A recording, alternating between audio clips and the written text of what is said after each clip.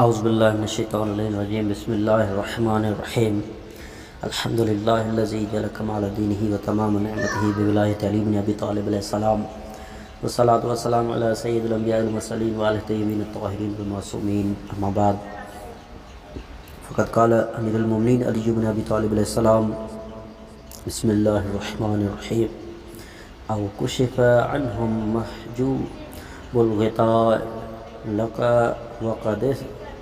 تسخط اسماؤہم بالعوام فاستقت۔ ناظرین گرامی قدر سامعین محترم، السلام علیکم ورحمۃ اللہ۔ درس نہج البلاغہ کا خطبہ نمبر 213 کا حصہ دوم عزیزان کی بارگاہ میں حاضر ہے۔ اس خطبے میں امیر المومنین علی بن ابی طالب علیہ السلام فرماتے ہیں کہ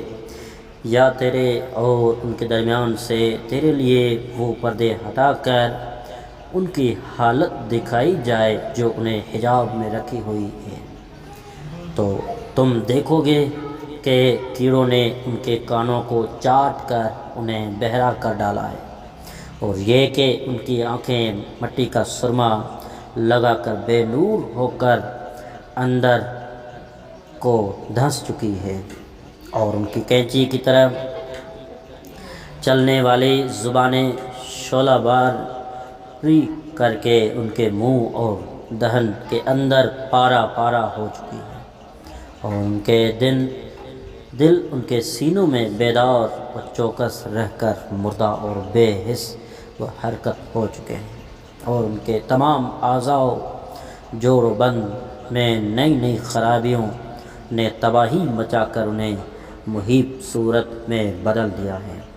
اور ان کے جسم اور اعضاء کی بربادی اور تباہی کے لیے تمام قسم کی آفتوں کے لیے راستے اور طریقے آسان کر دیے گئے ہیں، اور حالت یہ ہے کہ وہ بلا روک ٹوک ہر آفت کے لیے آمادہ ہے، نہ کوئی ہاتھ ہے جو دفاع کرے اور نہ کوئی دل ہے جو رنج و غم منائے۔ ان کے دلوں کی اندھونیاں قیام اور ان کے آنکھوں میں پڑے ہوئے تنکے اور مٹی اور کوڑا دیکھنے کے قابل ہے، ان پر آفات کی ایسی شدت ہے کہ وہ بدلتی نہیں ہے، اور ایسی دردناک صورت ہے جو کسی طرح ہٹنے کا نام نہیں لیتی، اور کتنے باوقار اور عزت دار لوگ تھے، کتنے حسین و جمیل اور رنگ و روح والے اشخاص تھے جن کے بدن زمین کھا گئی، جو اس دنیا میں خوشحالی، فارغ البالی اور بزرگی و احترام کے ماحول میں پلے اور بڑھے تھے، جو کہ غم و اندوہ کی حالت میں بھی مسرت فراہم کرنے والی چیزوں سے دل بہلاتے رہتے تھے۔ مصیبت آپ پڑنے پر عیاشیوں اور سامان تفریح میں اضافہ کر دیتے تھے، لذت اندوزی کے ہجوم میں رنج و فکر اور تکلیف کو دور کرتے رہتے تھے، کھیل کود اور تماشے، جوا، گھر دھوڑ، موسیقی، ناچ و رنگ کشتی اور قصے، افسانہ گوئی، شعر و شاعری، گانا، ناٹک، ڈرامے، لطیفے گوئی، بزلہ سنجی اور پہیلیاں وغیرہ کا نام لیے بغیر بیان دیا ہے۔ وہ لوگ کھیل تماشے اور سامان لذت و تفریح کے معاملے میں بہت کنجوس تھے، ان کو ہاتھ سے نہ جانے دیتے تھے، اسی سامان کے بھروسے پر وہ دنیا کی پیدا کردہ دقتوں اور مصیبتوں پر ہنستے اور ان کا مذاق اڑاتے رہتے تھے، اور دنیا اپنے کامیاب منصوبے کی بنا پر ان پر ہنس رہی تھی۔ بہرحال وہ لوگ اپنی عیش پرستانہ زندگی کے سائے میں غافل تھے کہ اچانک زمانے نے انہیں رون ڈالا اور اپنے کانٹوں سے انہیں چھلنی کر کے رکھ دیا، اور ان کے اعضاء قوتوں کو پیش آمدہ دنوں نے توڑ ڈالا، اور ساتھ ہی ساتھ کہیں طاق میں رہنے والی بستری موت نے اسے دیکھا اور اسے ایسے اندوہ ناکیوں سے گڈمڈ کر دیا جن سے ان کا تعارف بھی نہ ہوا، اور اسے ایسی مہمات کا رازدار بنا دیا جو اس سے پہلے سامنے نہ آتے تھے، اور اس کے اندر صحت کے دل دادے ہوتے ہوئے بھی عدالت کے ٹوٹ پھوٹ اور بیماریاں پیدا ہو گئیں۔ چنانچہ وہ سابقہ طریقہ کے مطابق طبیبوں سے رجوع کے لیے پلٹا تاکہ وہ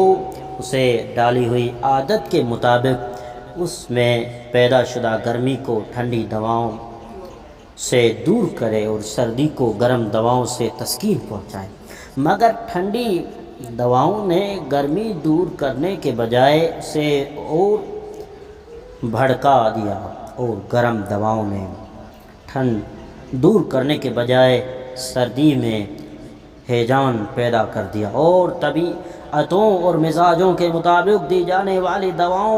دوائیں بھی ان کی حالت کے اعتدال پر نہ لائیں، بلکہ الٹا ہر بیماری بڑھانے والی چیز میں بڑھوتری اور زیادتی کر دی، یہاں تک کہ معالجہ کرنے والا طبیب عاجز ہو گیا اور علاج سے دستکش ہو گیا، اور تیمارداری کرنے والے سست و لاپرواہ ہو گئے، اور اس کے اہل خاندان بیماری کے متعلق اس کے بیانات سننے سے اکتا گئے، اور عیادت کو آنے والوں کو بیمار پرسی کا جواب دینے میں بھی گونگے ہو گئے، اور تکلیف دینے والی اطلاعات میں جگڑنے لگے۔ بیمار سے چھپانے کی تھی اور چھپایا کرتے تھے، کوئی تو یہ کہتا تھا کہ اس کے مرض کی جو حالت ہے وہ تو سامنے ہی ہے، اور انہی میں سے کوئی صحت کی امید دلاتا تھا، اور کوئی اس کے مر جانے کی صورت میں صبر کی تاکید کرتا تھا، اور اس سے پہلے گزرنے اور مرنے والوں کا ذکر اور نصیحت کرتا تھا۔ یہ صورتحال تھی، اور مریض اپنے عزیزوں دوستوں کو داغِ جدائی دینے کے لیے پرتول رہا تھا کہ اچانک اسے سانس روکنے اور دم گھوٹنے والا پھندا گلے میں پڑ گیا، جس سے اس کی دانش و عقلی پرواز حیران و سرگردان ہو کر رہ گئی۔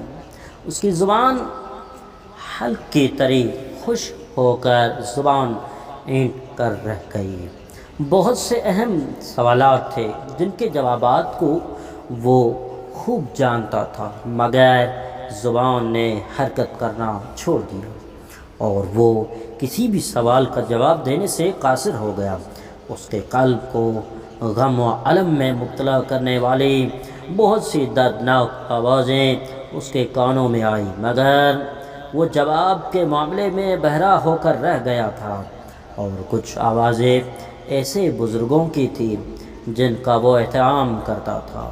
کچھ بچوں کی فریادیں تھیں جن پر وہ رحم کیا کرتا تھا، اور موت کی سختیاں اتنی زیادہ ہیں کہ ان کا بیان اور تفصیل کرنا دشوار ہے، یا اہل دنیا کی عقلوں کے اندازے اور معیار کے مطابق ہو سکے۔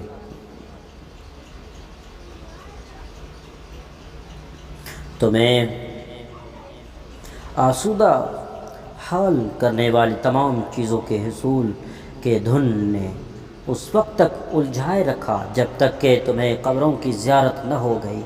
ہرگز تمہیں کامیابی نہ ہوگی، تمہیں جلد ہی معلوم ہو جائے گا۔ پھر سنو کہ تمہیں جلد ہی معلوم ہو جائے گا، تم ہرگز ایسا نہ سمجھتے۔ اگر تم نے یقینی علم حاصل کیا ہوتا تو پتہ لگتا کہ تمہیں ضرور آگ کے الاؤ سے سابقہ پڑھنا تھا، پھر تمہیں آگ کے الاؤ میں رہنا اور یقینی علم حاصل کرنا ہے، پھر اس کے بعد تم سے مخصوص نعمتوں پر باز پرس ہونا ہے۔